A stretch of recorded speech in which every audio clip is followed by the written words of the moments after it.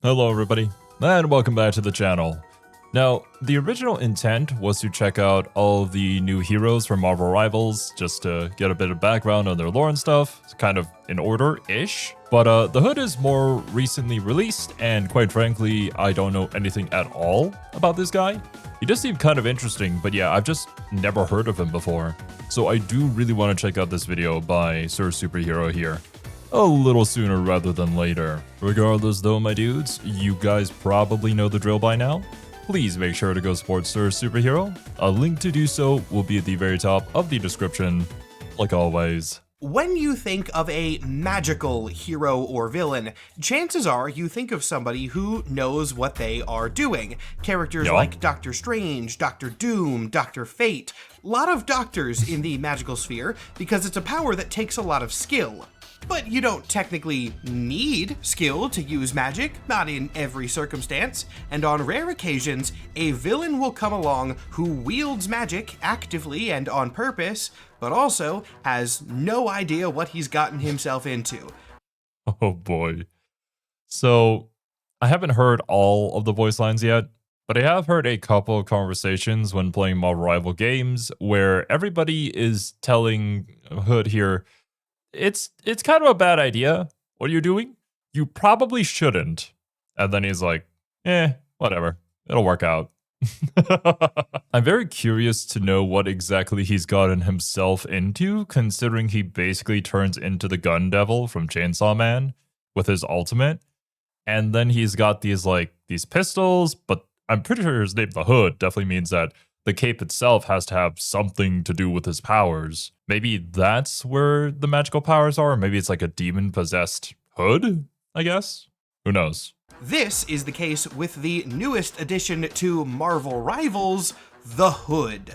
The Hood, fundamentally, is a man of two worlds. His whole concept is that he is definitely a magical character, but also probably shouldn't be a magical character. The Hood deals with forces way beyond his control, and often to his own detriment as much as others. It's kind of rare to find a character who will go up against the likes of Daredevil and the street hero sphere, but then also Doctor Strange and magic heroes depending on the day.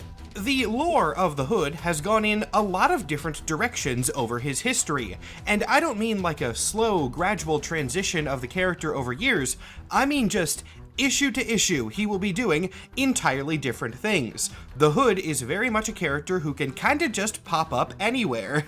I will say though, I'm genuinely not sure how obscure of a character the Hood is, and I'm gonna ask people to comment something right at the beginning of the video because I'm genuinely very curious. Do people know about the Hood and what his whole deal is before watching this video? I said it during the intro, actually. I have never even heard of this man, to be honest with you, and maybe that's just me, because apparently I have missed out on so many things that everybody else is just constantly shocked by, like, Zero, how do you not know anything at all about this? I don't know, man. I was just super focused on sports as a kid, and that's really all that I did, so all this internet, pop culture stuff I kind of missed out on.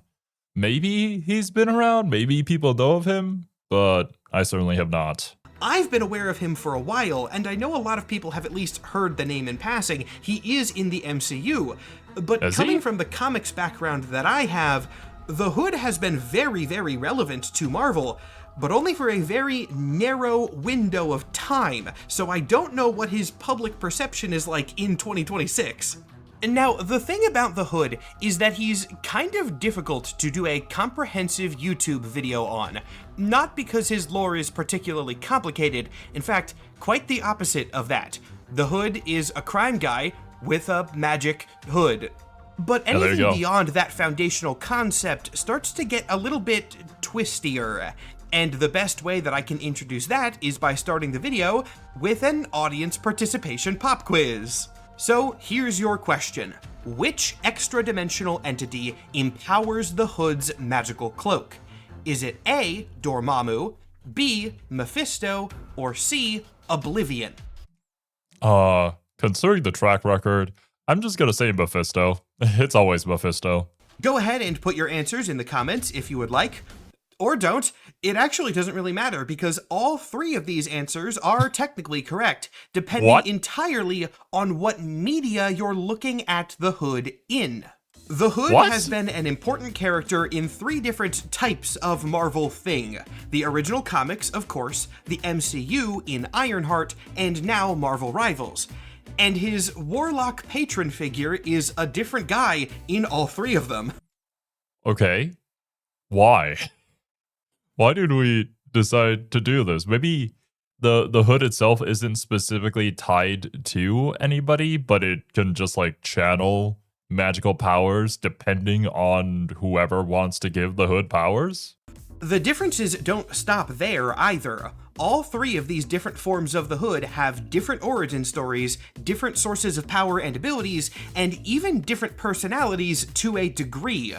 Really, the only thing unifying the Hood across different adaptations is his name and a general set of themes. He is a power-hungry criminal with a magic hood. That never changes.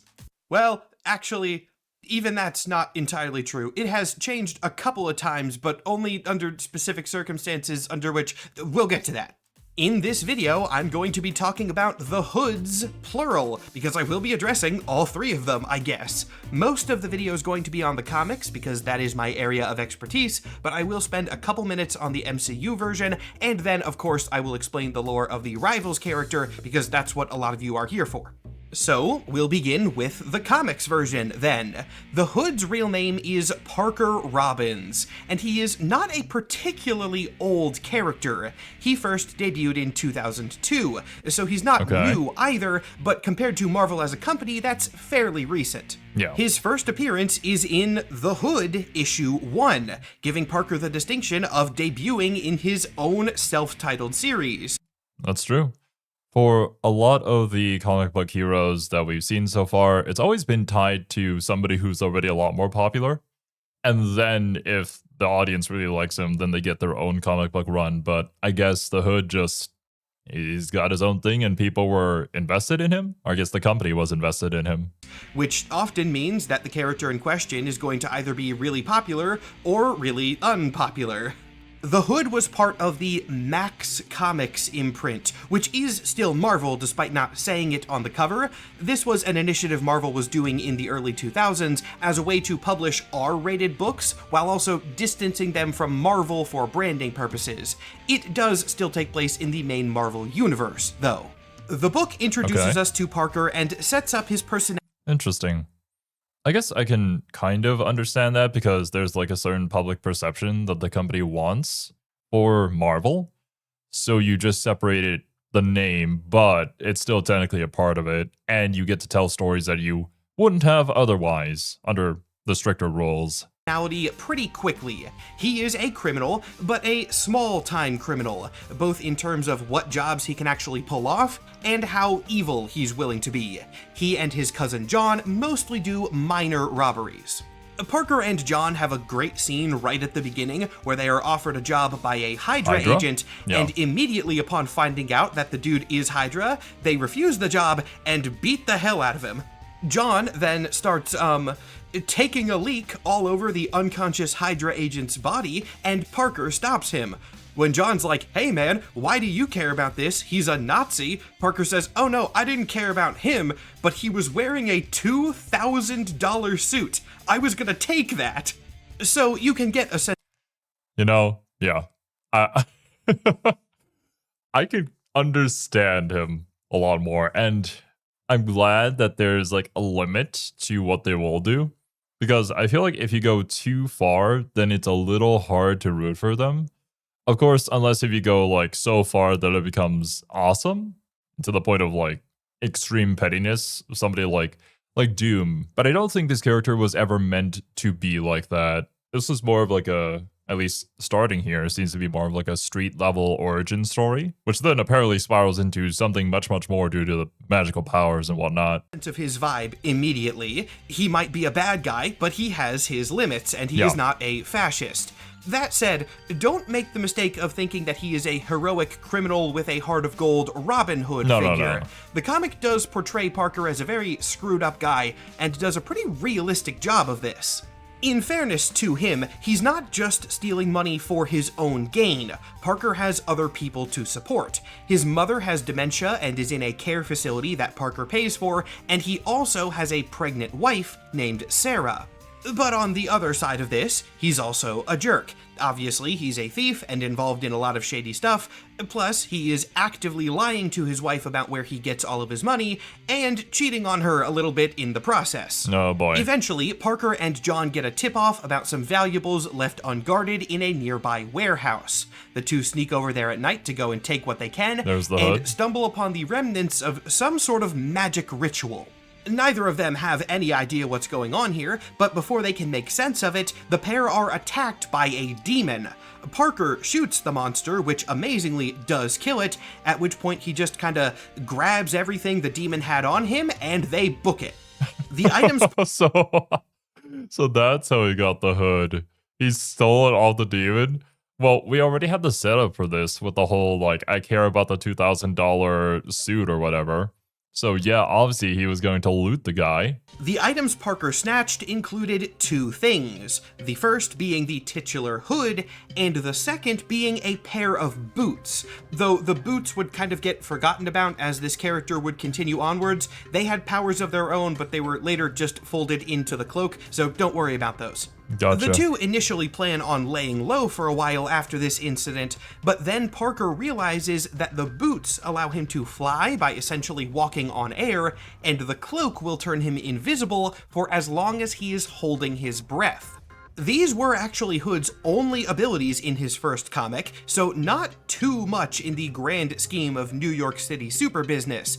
But still, for these formerly small-time criminals, flight and temporary invisibility is quite good, and so they begin planning their next heist. They do kind of overshoot what they can reasonably achieve, though. The first plan that the Hood tries to make happen after getting his abilities is stealing a shipment of blood diamonds illegally imported into the US by a crime boss named the Golem. Given that the I feel like, yeah. We're maybe getting too big of a head here. If it was me and I was in that position, I'd be a little more cautious, try to test things out, work my way up, maybe not piss off too big of people within the crime syndicate or whatever. It's just, I don't know, maybe that's just my personality. I guess you don't really end up in these kind of situations without being a little bit reckless, though. Shipment was coming into New York City, Golem had super criminals of his own working as security. Quite a few of them, in fact. Constrictor, Jack-o'-lantern, Shocker, and his main assassin, Madame Rapier. This Never made heard it of them. a 4 versus 1, well, 2 if you're counting John, but he didn't have any powers. And yet, somehow, in a stroke of luck, Parker manages to defeat all of them, though the Jesus. job still goes wrong after this. Police officers arrived at the scene towards the end of the battle, and Parker accidentally shot one of them.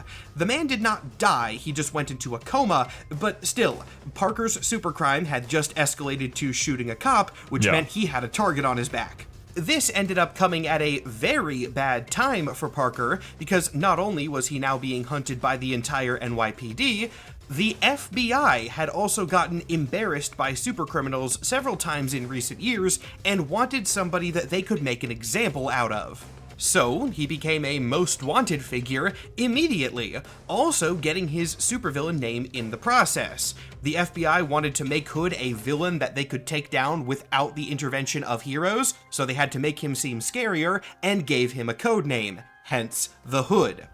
Parker did manage to escape this diamond heist, even making out with some of the diamonds in the process, but John was arrested near the scene. The cops knew he was not the Hood, but he was highly suspected of working with the new supervillain, so he was held in jail. Parker would not stand for this and used his invisibility powers to try and break John out, but John refused, essentially saying that if he just vanished from the prison, then he would have to live the rest of his life as an even more wanted fugitive, which he did not want to do. So, Hood had to find a way to clear his name separately. He tries a more reasonable plan first, hoping to pawn away the diamonds and use the money to get a lawyer. But Parker realizes quickly that this will not work because Golem's guys are actively looking for the stolen loot. And if a dude just showed up with handfuls of diamonds to sell, that would not be a coincidence. It's not really the kind of thing that you can just sell and go unnoticed, or the type of thing you would just have on yourself randomly without any sort of origin for it. It's gonna be tough. I'd assume, obviously, you'd have to go to some sort of black market dealer or some personal deal that you already have with somebody who's willing to buy it under the table. But if we're talking about such a powerful, like, crime boss, then they probably have everybody on alert and nobody really wants to fuck with them. So I doubt anybody's going to want to buy those diamonds. So now what do we do? What do we do with these? Do we go to somebody even more powerful and work for them? But then he decides to take advantage of the situation. The NYPD is making him a very well-known figure. The Hood seems a lot scarier to the general public than he actually is.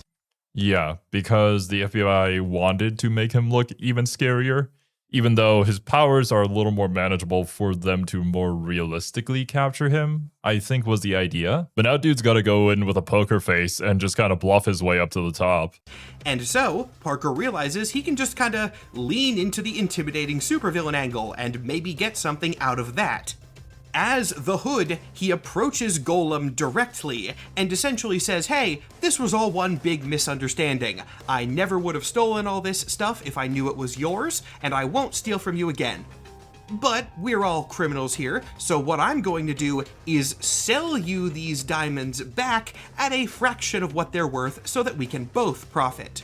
The Golem accepts the deal, but with full intent to double-cross and kill Hood, taking the money and the stolen stuff back in one fell swoop. Also, what a ballsy move. You steal something from a crime boss, and then you go to him to sell it to him for a fraction of the price. Sure, you'll make a small profit, and it's a worthy deal, but you've kind of made an enemy. But Parker was also expecting something like this, and so he set up the drop situation so that he could outclass Golem's agents and then force one of them to wear a replica of his hood as he called the cops. The cops got to the scene and then immediately killed the fake hood on site, leaving the real one to get away. Going lethal immediately turned out to be a very stupid move by the FBI that ruined their operation entirely. Because they had killed the Hood, sure, but the person under the cloak was Madame Rapier, a woman, and they had very publicly announced that they were looking for a man under the hood. So they obviously got the wrong guy. To save face, a couple cops end up striking a deal with the still imprisoned John. He will go free if he testifies that the Hood was a woman the entire time. He accepts this deal because why wouldn't he? And abracadabra, both Parker and John have tricked everyone and gotten away scot-free. Behind me it says, yeah, that kid's gonna go far in this business. What a perfect set of circumstances. It just really ended up working out for him. Obviously, RIP Madame Rapier, but like, these weren't exactly good people in the first place. And man, the FBI must have been super desperate to immediately just go lethal, because they really needed a W, I guess, in a world full of villains and superheroes.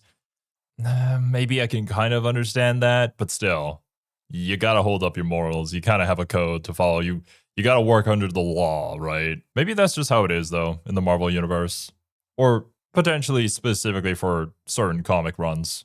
This is where the comic ends. It was fairly short at only 6 issues, but it does set up a couple cliffhangers for the storyline of the Hood going forward. First off, it is confirmed that the Hood draws power from a demon directly, and that demon is still alive and influencing Parker in one way or another, though how is not yet defined.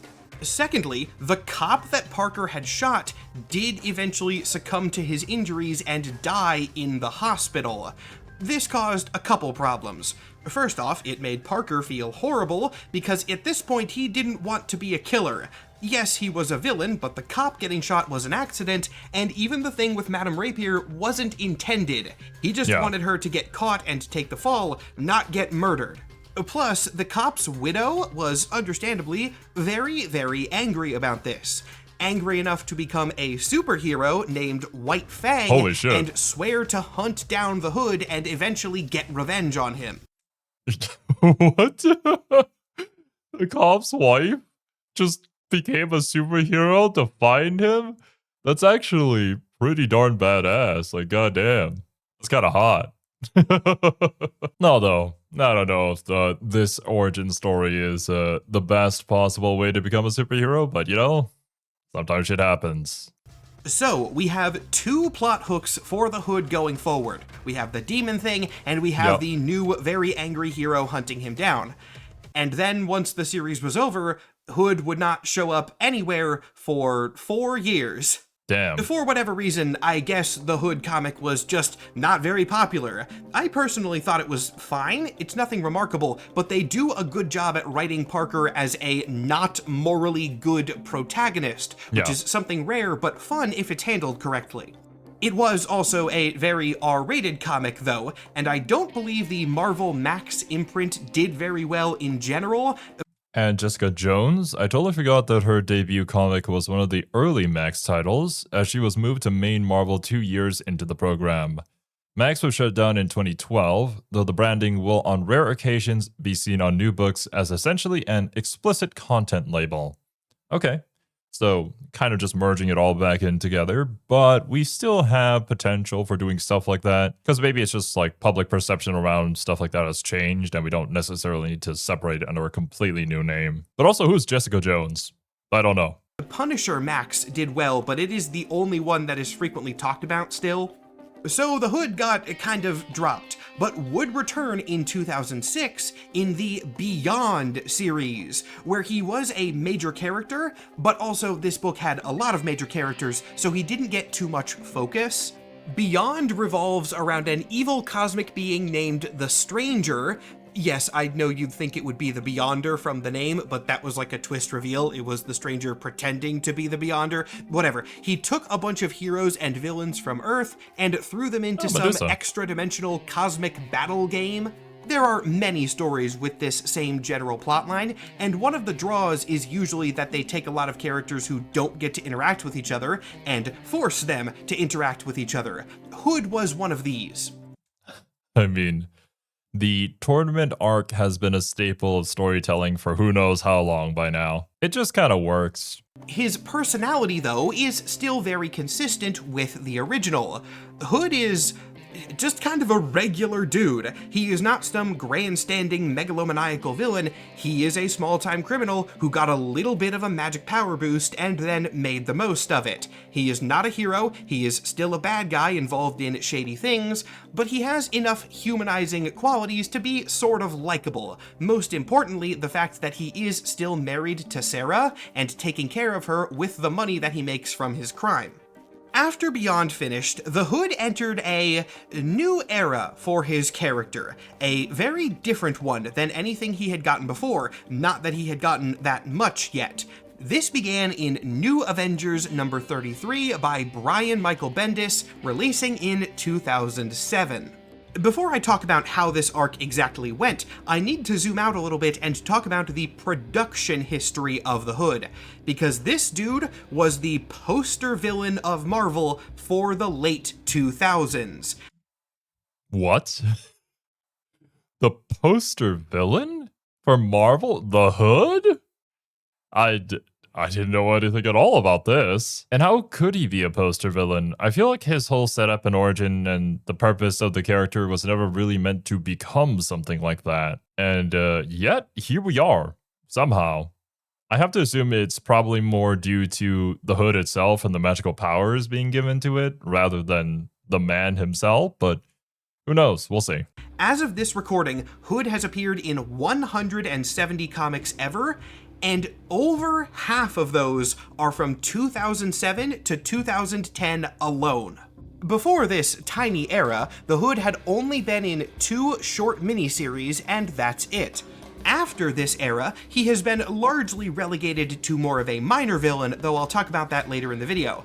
But for those 4 years, the Hood was everywhere. He was one of the most important villains of the company as a whole, especially in the Avengers sphere, where he was like one of their top 3 guys.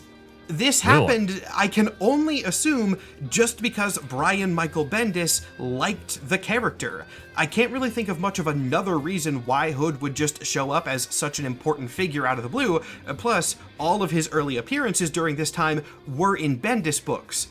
The thing that makes this weird is that Bendis wrote the Hood kind of just entirely differently.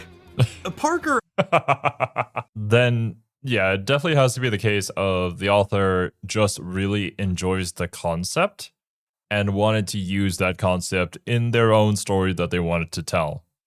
And, you know, that is completely fair.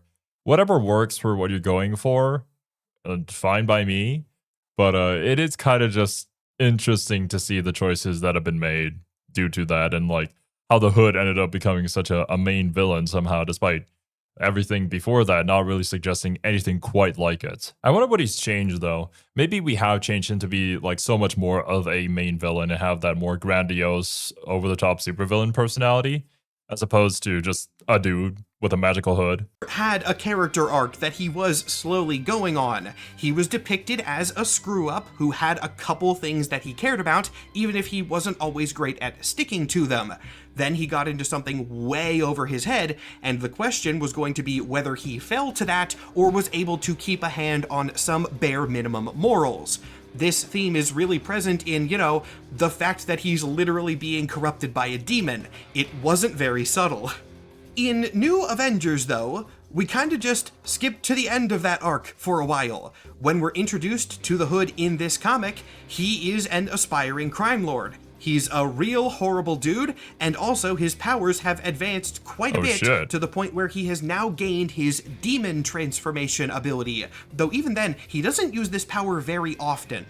Out of nowhere, Hood has gone from being a kind of regular criminal to a truly heinous man. He does some bad things in this book. There's a recurring plot point where he has particular beef with the superhero Tigra, and there are pages of their interactions that I genuinely don't think I could show you on YouTube, because it is just kind of Hood violently abusing her.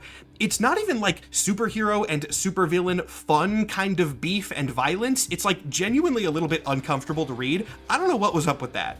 Specifics of that aside, I could excuse a little bit of the character shift if it was in service of the demon corruption arc. But it wasn't, at least not immediately. And interesting. That's what I thought we were going for. Once Sir Superhero said that we kind of like skipped to the end of that character arc, that the demon had sort of won or consumed him more and completely changed his personality over time. Because now with the whole demon transformation, that's what it would suggest. But I guess not. I guess this is just like a new character with a similar-ish concept. And the best example of that is the fact that Hood's wife, Sarah, isn't in this comic. What? And wasn't even mentioned in this comic. But I feel like that's kind of a core part of his character and backstory, and kind of the thing that helps us empathize with him a little bit, despite him not being the greatest dude ever. To be clear, he's still possessed by the demon in these comics, but all the downfall arc has been skipped. He was left in Beyond as criminal using dark power to help his family. Then in his first arc of New Avengers, he's talking about killing the parents of superheroes to teach them a lesson. He just jumped directly to total evil, with no mention of his wife or kid. Well, damn, yeah, this just kind of confirms that it's a completely new character that does not follow anything that has been previously set up, nor whatever themes that original character was going to go for. This feels a little more like a Sauron backstory, however you want to say it. Like during that whole scene where he's first transforming and then he just shouts, "I choose evil!" This is kind of what it feels like, but I don't think it was meant to be taken in a comedic fashion. She will come back later, thankfully, but there was a full Okay. 2 years where the Hood was a big, bad, scary villain, and yet they also just entirely forgot what his motivation was. Don't get me wrong, he is cool enough in this book. It's just that if you're reading his story in chronological order, like I did for this video, this transition is super jarring. I think rule of cool can go a long way, but I also feel like a compelling backstory for your heroes and for your villains kind of just makes the story a lot more engaging. And if his motives are not clear enough and it's basically just evil to do evil, it can work. But I don't know. I kind of wish for something a little bit more for the character, considering the initial backstory that we had already known. Maybe for new readers, it was fine though. What he was actually doing in the comic is a decent story, though. The Hood was starting his own super criminal gang. Hood's gangs have since become the thing that he is most typically known for. He is a crime boss character, but for costumed wackos. Contrast him to somebody like Kingpin. Kingpin is a more or less normal crime boss, but he exists in the Marvel world, and so he has to employ supervillains often. Hood doesn't even have normal human employees. All he just only supervillains. works with costumed supervillains. Parker created his first gang after the superhuman Civil War, taking advantage of the chaos and power vacuum to unite many villains under the same banner. This gang was remarkably successful, largely thanks to the fact that Parker was an effective leader. As I've said several times, he is not a grandstanding supervillain, he is just kind of a guy who ended up getting some power. And because he was a very normal person, he treated the other supervillains the same way. His gang was fair and balanced. This wasn't a Dr. Doom situation where he was lording over them like minions. The amount of power that Hood was able to amass. Huh. That's actually pretty neat. Because yeah, I'm so used to the whole like Doctor Doom situation of, they're not slaves, but they're basically slaves. They kind of have to do what I tell them to. But in many ways, it does make sense that the normal dude would just treat other villains like a normal people. And I guess in some ways they kind of appreciate that. It's just like when we were learning about the Thunderbolts, where there were so many aspects of the hero life that appealed towards these former villains that they kind of just like mellowed into it. They just actually kind of wanted that. In the criminal underground quickly got the attention of Norman Osborn, and at a time when Norman was also in the height of his influence, as he kind of had control over a huge section of the government. In the previous couple of years, Norman had successfully put himself at the center of a bunch of major events as a heroic figure in the eyes of the public. This led to him being put in charge of the Superhuman Registration Initiative and a lot of other chunks of the United States military. Norman basically won for a couple of years in the late 2000s, and even had his own government-sanctioned Avengers team made out of quote-unquote reformed supervillains called the Dark Avengers. Impressed with Parker, Norman would end up inviting him to his secret Illuminati-esque circle of powerful individuals, the Cabal. The Cabal also included people like Loki and Dr. Doom, so the Hood was on the lower end of the scale, but still, he had proven himself to be very capable when it came to dealing with unstable individuals, and so in the vision of somebody like Norman Osborn, that was legitimate enough to include. I think that's fair. Being able to gather so many villains who are probably not the most stable people out there under one banner is already an achievement in and of itself, and just having that extra manpower can be quite useful for villainous schemes. That being said, Green Goblin for Marvel Rivals when?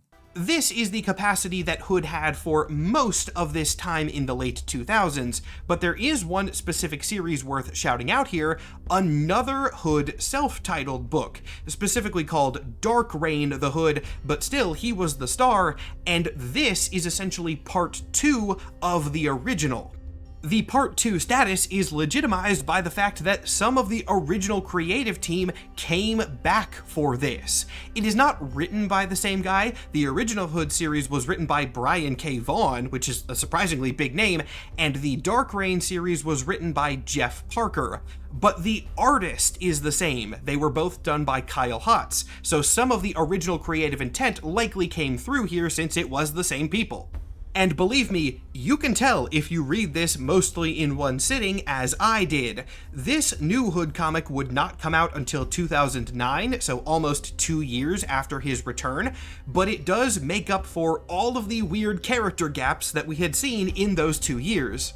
Every hanging thread from the original comic is followed up on here. Okay. Sarah is finally That's good. back in the spotlight. She is still married to Parker, still has no idea that he is a crime lord, and has also now given birth to their daughter, who is named Brienne.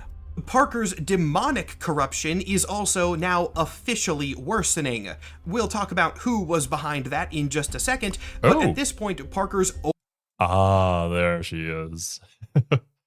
Wait, what was her name again? Something like the White Fang or along those lines? Because that was the wife of the police officer that he accidentally shot initially, right? Over-reliance on the powers of the Hood are turning him into more of a literal monster, which Sarah is getting closer to noticing. Even White Fang comes back here. Remember the wife of the cop that Hood shot? Yep. Yeah, she just kind of became a superhero in the last pages of the 2002 comic, was not seen again since, and then this comic just decided to set up exactly where that left off. It is a remarkably faithful continuation. The plot revolves around everything Hood had been trying to balance crashing down at once. He decides that he needs to get out of the growing control of his own Hood, and so starts looking to Satana for information about the occult surrounding it. This leads to him trying not to use the powers for fear that they will worsen, so he also has to find a way to hold influence over his gang of criminals, not letting them know that he is actively weakened, which he does by just wearing a fake hood that uses nanotech instead of his actual magic. Meanwhile, White Fang finds out Parker's real name and begins hunting him down in his civilian life, and the chaos of all this leads to Sarah finally finding out about her husband's activities as the Hood, so she takes their daughter and leaves. With his family gone and his empire crumbling, Parker has nothing left to lose, except for his mind, which he will lose shortly after this thanks to the magic, revealing that he has been so corrupted by the demon inside of his Hood that he no longer actually needs the Hood to use his powers. The magic is now inherent in him. So now the question remains, who was on the other side of that dark bargain? Which monster was empowering the Hood the entire time? I gave you that multiple choice question at the beginning, and the answer for the comics Hood is the one that makes the least sense. For some reason, it's Dormammu. Now, if you're not familiar with the Doctor Strange sphere of Marvel Comics, this might not sound too weird, but for those of you who don't know, Dormammu isn't a demon, not really. He has been generically referred to as a demon before, but like, he's not a demon in the pentagrams and hellfire sense. He is an extra-dimensional wizard magic entity guy. Yeah. Looks completely different from what I recall of Dormammu in the MCU. When I saw his form in Marvel vs. Capcom, I was like, damn, that looks way more badass. Kind of like Ghost Rider, but it went in a more different direction, more cosmic wizard sort of direction. But then, like, what does Dormammu have to do with any of this? So apparently he's supplying power to the cape, but why? Was this cape like something that belonged to Dormammu before? Did he put the power into it for some other purpose, but then it ended up in the Hood's hands? He is from the dark dimension, which is strange and eldritch, not hell. Dormammu has never been the dark bargains with mortals type. That is not his MO, and for the record, it was likely not the intent in the original comic either. Dormammu is never invoked in the first Hood series. He is only brought up in the Brian Michael Bendis Avengers stuff from 2007. But yeah, as of 2007, the Hood was connected to Dormammu. Apparently, Doctor Strange had cast a spell which drastically lowered Dormammu's influence in the mortal world and prevented him from manifesting, so he needed to do it through an avatar. And that's what the Hood does. It provides power to the wearer, but every time they use that power, it allows Dormammu to manifest more and more through them.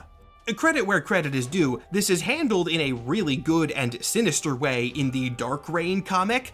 Dormammu is outraged that Parker is trying to get out of the control that the Hood is gaining over him, and when Parker tries to put the Hood down, Dormammu temporarily cures the dementia that Parker's mom had, but of course, he will take this away if Parker doesn't keep the connection going.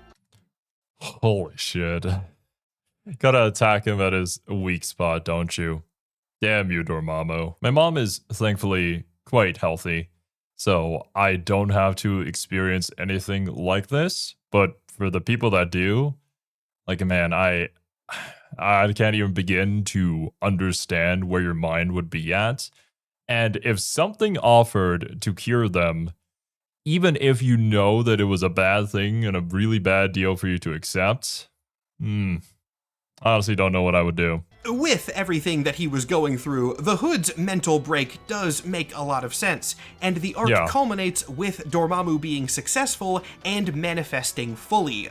Originally, he just takes over Parker's body and tries to murder Doctor Strange, but when he fails to do this, Dormammu just turns Parker into a sort of raging Dormammu avatar monster, at which point he is defeated by the Avengers, and very importantly, the Hood is destroyed by Dr. Voodoo.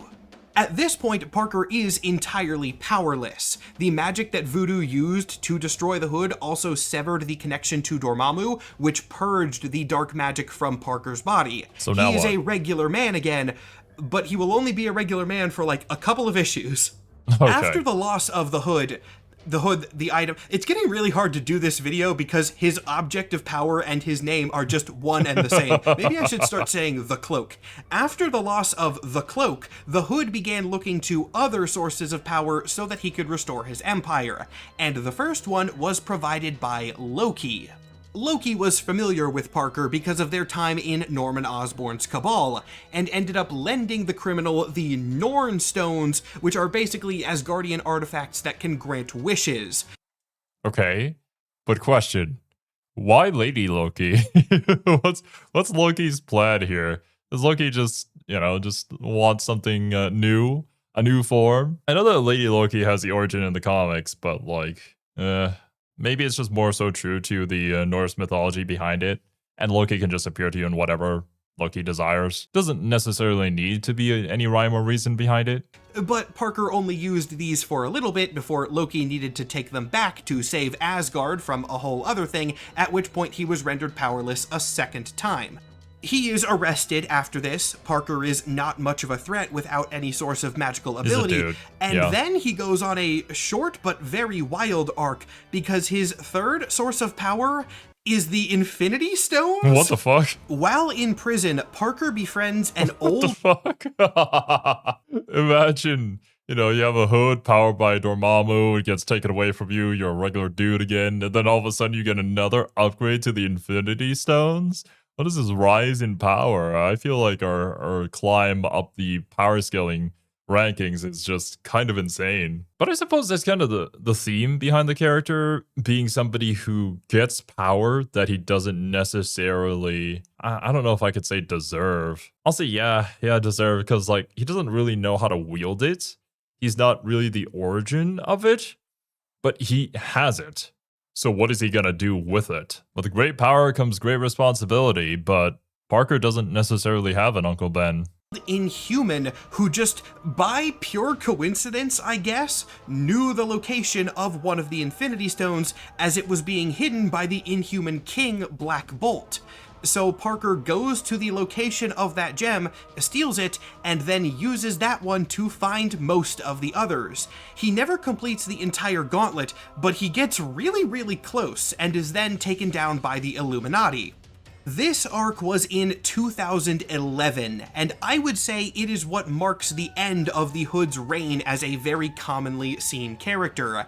After this, he started appearing a lot less, and his appearances became less consistent across them. The Illuminati sent him back to jail after he almost got all the Infinity Stones, a more secure jail this time, but then he just kind of escapes and also has his magical hood again, even though that was explicitly destroyed. Intriguing. On a second read, this version of the cloak may just be branding? The intent at first reads like Parker was just wearing a normal hood as a costume, paired with a few basic spells he learned separately to replicate his old skills. Fun idea for him. But then no, the last issue of this arc establishes that it is, somehow, the original hood again, so I don't know. I think we could chalk this one up to comic books being comic books, and we do the thing that we need to in order for it to work for the story that we put him into. I guess it could be kind of interesting for him to sort of live in a world without his hood powers, but I feel like that's kind of just the character, and we do like the idea of it, so we have to figure out some sort of reason to bring it back. I don't believe how he got it back is ever explained. He tried to form his Or just own bring it back. Illuminati group, but he was not particularly successful with it, and at the end of that series, the cloak is destroyed again. Then he got the Norn Stones again, but then he lost those. Then he made a pact with a different demon and got his hood back, but then he lost it. I really don't know what was up with Hood's powers after his heyday in the late 2010s. They just kind of show up and then leave and then change all the time, sometimes explained, sometimes not. I could go over a couple plots that he had during the 2010s, but there's not much of a point to it because he was just a villain of the week now. He would appear for a single arc or even a single issue, and one plot had little connection to the next ones. Yeah. That seems to be, unfortunately, where he's fallen into. Which also completely explains why, like, his story from now on isn't as consistent anymore, and there isn't any, like, beginning and end to it. It's just kind of, this is a cool idea, this is a cool concept for a villain, we want him to have this now, and then we'll forget about him later, and then we'll go to the next villain. His downfall was so noticeable that they actively joke about it in a different series. He laments that he used to be a much better villain and he's not really sure what happened. This is not the end of Parker's story in the comics though, because he got one more miniseries definitely worth talking about, and not in the way that I expected. This is in Ghost Rider Final Vengeance, Ghost where Rider? the Ghost Rider of the title is not Johnny Blaze or Danny Ketch or Robbie Reyes, it's Parker. What? Parker becomes Ghost Rider for a bit. What? I'd actually read this comic a while ago for my Ghost Rider video, but at the time I didn't really have the context for it because I hadn't read the earlier Hood books. But now, having read those, I like this series a lot more, as it kind of functions as the end of the pseudo-trilogy for Hood solo minis.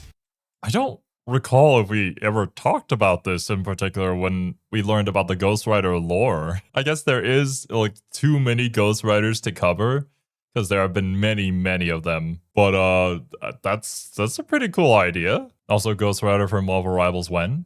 At the beginning of the book, the spirit of vengeance has left Johnny Blaze and ended up with Parker through a deal he made with Mephisto. So funny enough, this Parker does have powers from Mephisto, but like not the one he's most known for, just from this miniseries. Regardless, Hood is given the spirit and becomes a very cool looking Ghost Rider. You can't deny that this design is just, I mean, it's very cheesy, but cheesy in a metal 90s way that I just have to enjoy. Ghost Rider. With his new and now far stronger set of abilities, Parker begins trying to reclaim his old... Wait, no, we have to do it at some point in Rivals. I can already imagine the Ghost Rider plus Hood team-up ability. It has to be a thing, please. Old status as a successful crime boss. But not in New York City. He's not going to deal with those superheroes anymore. He moves to Chicago and starts taking over there. Chicago also happens to be where Sarah and Brienne are, but don't worry about that. That surely has nothing to do with his decision of where to go. Except it Definitely. did. It had everything to do with that decision, because Final Vengeance fully establishes that Parker never got over his ex-wife. Under the rule of cool hellfire magical nonsense of Ghost Rider Final Vengeance, there is a really sad story of Parker trying to reclaim his connection with Sarah, despite the fact that he has not learned anything. He is a super rich and successful man again and buys her all the things that she would want, but she doesn't love him because he hasn't actually changed. He thinks that if he can gain enough power, then she'll come back to him, but no, she doesn't want to be with the Hood, she wants to be with Parker. Towards the end of the series, Parker begins making just enough of an effort that Sarah considers getting back to him, but then his criminal empire gets in the way again, as a gang of vampires that he had ticked off attacks not just Parker, but his family, turning both his wife and his kid into vampires too. Finally realizing the gravity of the situation and the damage that he has caused, Parker forsakes the spirit of vengeance and makes another deal with Mephisto in the process. The demon will cure Sarah and Brienne, turning them back into regular humans, but Parker will be sent to hell in their place. And that is where the comic ends. The Hood... So wait, Parker's just burning in hell now? Well, you know, you fucked up so many times, you kind of owe it to them because they were never meant to be a part of this. You kind of dragged them into this mess. I kind of respect that. Unfortunately, we did make a deal with Mephisto, so who knows how this is actually going to go. Trilogy has a very tragic ending. Parker does kind of get to redeem himself, but the last shot of the comic is him in hell. He does not get a happy ending. His family is safe, but he has paid the price for it. Tragic as it might be, though, I'm kind of glad that this is the way it concluded. I do love this as an ending to the arc. It is the natural progression of the story. He played around with demonic forces well above his head. He knew that he was doing that, and this is where it got him, but at least he got to save the others that he hurt in the process. In some ways, this kind of reminds me of the more like Asian side of horror movies, where you typically with like a Western horror movie, you'll have some sort of thing that you discover in order to defeat the evil, and then you defeat the evil and everybody is saved. But when it comes to the Asian side of things, the Eastern side, you're just kind of fucked, and mitigating the damage is really all you can do. And there are a couple of movies that I could think of where it's like, we're kind of fucked, but I'll make sure that at least I'm the only person who gets screwed over here. I will end this now, but I'll have to suffer the consequences. And just like Parker over here, that's kind of the consequence that you have to go through for messing with things that you didn't fully understand or not listening to certain people who warned you, don't do that, because it is going to damn you for the rest of eternity. And it did. I like it as an ending so much, I would actually be happy if Hood never appeared again after Final Vengeance. But of course he does. A bit later, he is just kind of shown on Earth again as a main villain and cult leader in the Werewolf by Night Red Band series. They do address that he was in hell, but they address it by just having him say that he escaped from hell. They never really explain why, and then he's just kind of a villain again. So he's been reverted back to the status quo that he had for the many years preceding this. Dude, there's been so many like runs where it felt like one continuous story, but it's separated out by all the in-between of him just being like a cool villain that they kind of wanted to use for the story, but didn't really think about the beginning and the end for him or any sort of progression. I guess it really just depends on who's handling the comic. Wait, what? Parker is also in a relationship with Lilith of all characters in this comic? Screw the family he sacrificed himself for, I guess. He just moved on? What the fuck? Also, who's Lilith? I don't know the character, but I can probably guess. I don't hate Werewolf by Night Red Band. It's a wild comic. It is just kind of rule of cool. But man, they really did just have to backtrack on Hood, huh? This kind of just seems to be where... Since recording this, I've been informed that this whole Spider-Man issue was a flashback, so I guess that doesn't count. but he was leading an evil gang in Werewolf by Night, so screw it. The point stands, he's back to the old Hood. Gotcha. Where he's at in current canon, he has since appeared in one issue of a Spider-Man comic where we see him just leading a gang of super criminals again, so his character development has been undone. I get that that is the nature of big comic universes, and this happens to a lot of people, but boy, it kinda does suck to see. Now, we move on to the other Hoods, because I did promise at the beginning of this video that Because, yeah, the Marvel Rivals Hood doesn't feel anything at all like the comic book origin ones. So where do we go with the character from here? Is this just a new start for the character entirely? there were 3 of them I was going to cover, and I've just spent half an hour on only one of them. But fortunately, that was the version that I had the most to say on by a long shot. The next one, the MCU version, is the one I want to talk about the least. Though to be very clear, I'm going to go on a little bit of a side rant here. The reason I'm not talking much about him is not because Ironheart wasn't good. Ironheart was actually a really good show, and it just got screwed over by the marketing. I won't spend a lot of time on this, but I do want to clarify something because it will tick me off to this day. There's a line in the trailer, which many of you have probably heard, where Riri says, "Do you think Tony Stark would be Tony Stark if he wasn't a billionaire?" Many people latched on to this line and got very angry about it. That line is in the first half of the first episode, and the entire rest of the show revolves around Riri dealing with the consequences of her arrogance, not just for herself, but for the people around her. Like, that is what all of Ironheart is about. Riri Williams is cocky and overconfident all the time and jumps into things without considering what those things will mean down the line. This gets her in so much trouble. It is not like a B plot or implication, it is the main focus of the show. Interesting. But, you know, I did hear about this whole controversy thing because the internet does like to latch on to particular line said or anything that people do and just go with it. I just think for everybody's mental health, just stay away from all that. If there's something that you're interested in, just give it a shot yourself. Form your own opinions about it. See how you feel. And sure, I will not defend them putting that line in the trailer. I think that was a crazy marketing choice. I would not have done it. It did give a weird impression. But if you wrote Ironheart off because it felt like them making her a sort of industry plant character replacing Tony, no. All of that turns out very bad for her. The show is quite good. I legitimately enjoyed it. Give it a shot if you haven't. Anyway, the Hood is the main villain of that show, and I'm going to spoil a little bit of it, but most of the twists regarding the Hood were already spoiled by the internet a very long time ago. So in that show, the Hood is still Parker Robbins. He has the same name, but his origin story is a completely separate thing.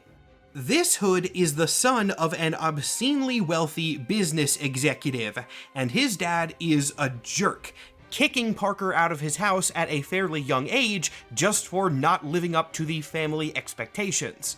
This led to Parker becoming extremely bitter, vowing to eventually become even richer than his dad and take over the family empire by force, which he began working towards through crime. Over the process of him trying to achieve that goal, he is approached by Mephisto, and a deal with Mephisto is how he gets the Hood, both the cloak and the name. Going back to what I said at the beginning, despite this guy having a very different story, the themes are still there. He is a small-time criminal with very, very big dreams who eventually gets demonic power that throws him in way over his head. The big difference is that MCU Hood chooses the power a little bit more actively. Sure, he did not really know what the terms of the deal with Mephisto were, but he knew that he was making a deal with some sinister magic guy, whereas Comics Hood just kind of found the cloak and took it. Yeah. From there, the same sort of demonic corruption plot plays out, though I will say, it makes a lot more sense if the Hood comes from Mephisto. I still don't get why Comics Hood had power from Dormammu, that's just... Who knows? It should have been Mephisto the whole time, that would have always made more sense, but whatever. Though, the entity that empowers the Marvel Rivals version of the Hood is the wildest of the 3 by far. Hood in Rivals is empowered by Oblivion, which is crazy. Oblivion is a name you might recognize if you've read weird cosmic magic books or watched my Marvel cosmology video, but if you haven't done any of those, Oblivion is one of the strongest cosmic entities in the Marvel universe. Oh yeah, now I recall it. It's been quite a while since we checked out the cosmology video, but this concept was pretty neat. And I guess it does make sense. He does say Oblivion or something along those lines in Marvel Rivals. I believe whenever he uses his ultimate, but I could be wrong. I haven't played much. Oh, I don't think I've even played Hood at all. It's just been my teammates playing him. Hopefully when the craze dies down and people stop insta-locking him, I might be able to pick him up, but I don't know. I'll have to see. He is the embodiment of nothingness. Yup. More of you have probably heard of the Living Tribunal. Oblivion is that thing's brother, his equal and opposite. He existed before the multiverse, he will in one form or another exist afterwards. Oblivion is the eternal cosmic void that exists wherever there isn't anything. He is not a demon, very importantly, he is several stages of power above that. In current comics canon, Oblivion is technically dead, but there's no way that sticks. The series it happened in, while fun, had weird canon, plus TLT has come back from death in some form, so Oblivion can too. TLT, the Living Tribunal. But also, like, how do you kill the concept of nothingness? Because once everything ceases to exist, then all that's left is nothingness. No? So yeah, I agree. With a concept like that, there's no way that they wouldn't continue to exist in some shape or form. But I feel like this is kind of a massive upgrade, no? For the Hood? Because Mephisto is pretty powerful, but I don't know if he's as powerful as, like, this cosmic being who existed before everything existed and will continue to exist after everything has stopped existing. And the Hood being empowered by Oblivion in Rivals makes me wonder what arc they are going on, because that is not something that has any precedent in the comics. They had to very actively choose to connect Hood to Oblivion, and I have to imagine that it is the beginning of something larger, which I am very excited for, because I love all that weird cosmic stuff. Oh yeah, same here. We still need to do like an overview of the Marvel Rivals lore at some point. Probably once I get done with like catching up to all the lore behind the new heroes that have been released. It would be really cool to see how these the different lore for every hero sort of intertwines with each other to create the Marvel Rivals story. Of course, I can't say for sure where that is going. This video is being recorded before the Hood has even technically released in-game, so I can get it out on launch day. But I can tell you about the Hood's origin in Rivals because he has a whole origin comic. In the Rivals canon, Parker's dad was an employee of the Kingpin. It was a risky job, of course, but it paid well enough that he was able to take care of his family, and when Parker was old enough, he joined that operation as well. Not as an active criminal, but as a warehouse worker.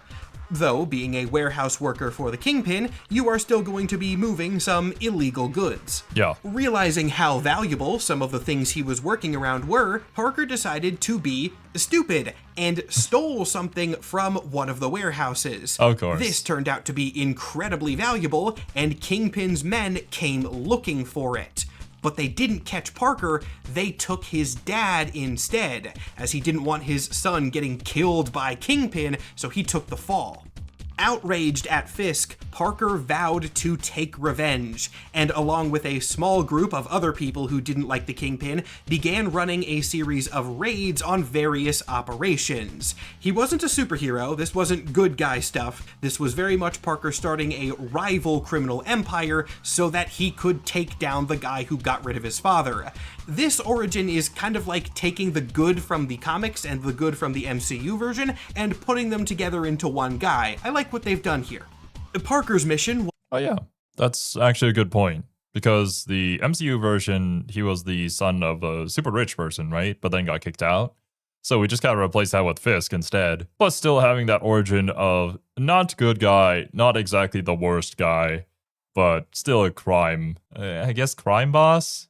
Up and coming one? Still also way in over his head, as per usual. Was not successful though, nowhere near it. He was not able to damage Kingpin's reputation or operations even a little tiny bit. He went so far as to get inside Kingpin's limo with a gun, and even then he couldn't finish the job. Fisk, at this point in the Rivals canon, was also mayor of New York City, so he had more than enough influence to do away with Parker, and he had him arrested easily. This was roughly during the events of Marvel Rivals Season 7, in which Kingpin was arresting a lot of people, including every superhuman he could get his hands on, good or bad. One of the people he had captured was Captain America, and the Hood meets Steve in prison. Meets him by slamming a metal tray into his face. Fuck? Yeah, young Parker was a fan of Captain America, but by the time he grew up, he became disillusioned with Cap's ideals. So, this is how he decided to say hello. But Steve, being Steve, didn't take it too harshly. He recognized Parker as a very traumatized kid who... Dude, Steve is too good, man. He's too good for this world. Well, slight spoilers for Marvel Tokon's story. But I had recently played the Knights of Doom story, and even as Doom, as you beat up Captain America's team, he's still like, please go out there and save the universe, man, save the world. Having to entrust that to this full team of villains is kind of insane, but, you know, it's Steve. He's got to hope. He's got to believe. Just needed some guidance, and to his credit, did legitimately try to help set the young criminal on the right path. But this did not work. There's a lot of good scenes of Cap and Parker interacting, but Cap's righteous nature was not actually able to assist anything here. Parker's desire for revenge had been twisted into that classic desire for power that defines Hood in all of his iterations. And when a bunch of heroes eventually broke into the prison to get Cap and the other heroes out, Parker also escaped during the chaos. On the way, making a stop at the vault where Kingpin was keeping a bunch of magical items and stealing the Hood of Oblivion. Using the powers granted by Oblivion, he became a successful crime boss trying to rival Fisk for real. And once again, keeping up the few traits that define Hood over various iterations, he does have a family member that he truly cares about. In this case, it is his mom, who is still alive and loved by Parker very much. So something horrible is probably going to happen to her sooner or later. Yeah. This origin story happens fairly quickly before the events of the game as they currently stand. I believe that at the time of his introduction as a playable character, he hasn't had the Hood for too long. So he's probably not been heavily corrupted yet, but that will almost certainly happen as time goes on. It happens to every version of the Hood, and like I said, them choosing Oblivion as his patron cannot be coincidence. That has to be going somewhere. Hell, half of his interactions with other characters are people telling him to take that hood off before it kills him. As a fan of both Marvel Magic and Marvel Cosmic stuff, I am very excited by this new addition to the game because it is just kind of both of those things. I would have been happy with a Demonic Hood, even Hood connected to Dormammu, but Oblivion, hell yeah, now we're very specifically in my favorite circle of things. He marks, I believe, the biggest divergence from comics lore that Rivals has seen to date. Honestly, sure, yeah. There are some differences with characters, like Captain America in Rivals was woken up from the ice in 2099, for example. Oh yeah, it's 2099 Cap, but for the Hood, I feel like there's been so many starts and restarts and a little bit of confusion, plus him falling into the villain of the week status quo, that I think he was an okay enough person to change at least the patron for his powers in order to do something cool and unique with the lore of Marvel Rivals. Because a lot of the other ones, I feel like already have pretty set up lore that and they're pretty big. So if anything was changed there too much, then yeah, it wouldn't really fall right with the fans, I think. Cap being from 2099 isn't really that big of an issue because it's still the essence of Captain America. But the Hood turning into the Gun Devil is just really awesome, and Oblivion now being involved in the story is going to make things quite interesting, I feel. But otherwise, he's still Cap. This version of Parker is a different version of Parker, and not one that we'd ever seen before, which is intriguing.